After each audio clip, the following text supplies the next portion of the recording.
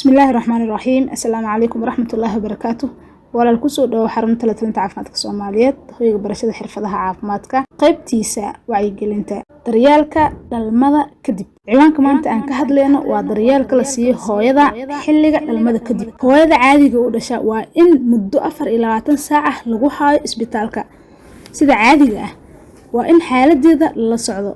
يعبر كديق هويدا سيدا إن هجبيغا لغا عبرو هجبيغا wuxuu saacidayaa in la ogaado hooyada in ay anemia tahay iyo in kale sidoo kale in la ogaado hooyada macaanka sokorteeda meesha uu marayo sidoo kale hooyada in laga cabiro cadaadiska dhiiga ama blood pressure-ka sidoo kale waa in la hubiyaa inuu dhiig bax jiro iyo in kale muddo 24 saac ah waa in hooyada isbitaalka lagu haayo si xaaladaas loo ogaado hooyada waa in aad u sheegtaa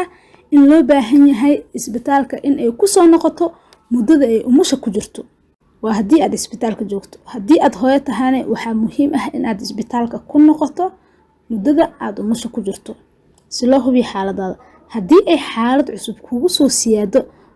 هدي أي حالة عصب كوسو سيادة هوية دا تسالي ابتناسك أو حرمان هدي أد إسكوارك تديك سعودو كالي أو عن حد لهين ورار سايدة سيدو كالي هوية دا لغو دوحي أما لغو قلي إسبتالك waxaa wanaagsan in ay ku jirto muddo 5 ilaa 7 maalin ah inta ay xaaladaas ku jirto hooyada waxa ay helaysaa baxnaano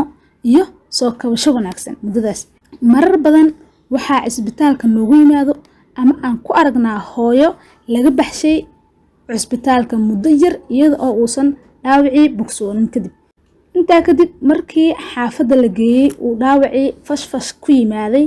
ama uu reysan waaye taas wax lagu hortagi karnaa annaga oo la tashano dhakhtarka gaar ahaan dhakhtarka qaliinka sameeyay kadibna aan baxno markii uu asaga nagu yiraahdo okay